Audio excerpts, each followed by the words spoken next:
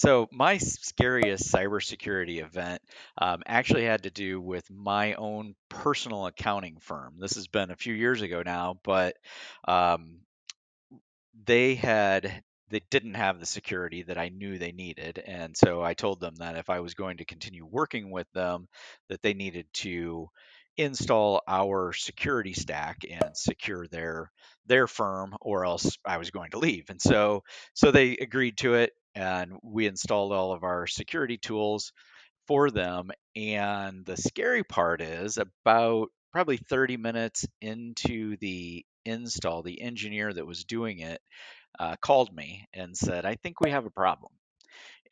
And as you can imagine, knowing that all of my tax returns for the last several years, all of my accounting information, all of that was on their system when I got that call, and they said, um, that it looks like it's too late. It looks like they've already been breached. And it turned out that they had been fully breached. So what we did is installed endpoint detection and response tools, and we're monitoring everything that was going on. And within 30 minutes, caught that they were actually already breached. The attackers had used a brute force attack to get in.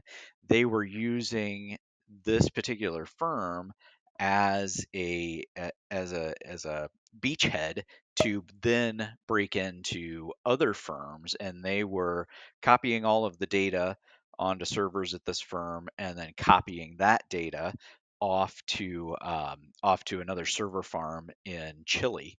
And so that was definitely my most personal, scariest moment in cybersecurity. And turned out they actually had my tax returns. They had about 500 other tax returns from other people that they had already stolen, plus several thousand others from other firms that they had stolen. So um, the luckily my identity as part of all of that wasn't ever stolen, and I have all the proper components in place to make sure that that doesn't happen. But yeah, one of the things that's maybe even scarier. So after I learned this, got involved, I have a friend within the FBI that I contacted, and he said, we don't even have time to investigate this. It was only,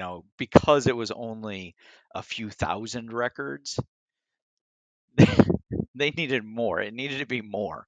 The IRS, because it was tax information, the IRS, well, they didn't get involved from an investigative standpoint.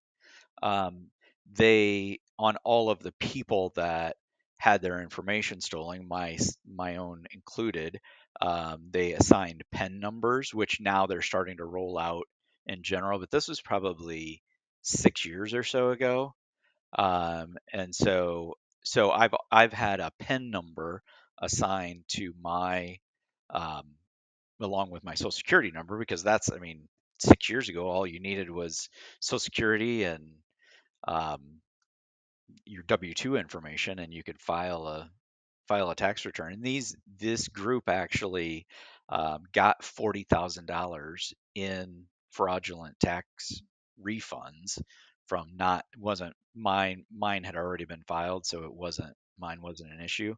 Um, but yeah, $40,000. Check and make sure the companies that you're working with, even even ones that you think should be secure, check and make sure that they are.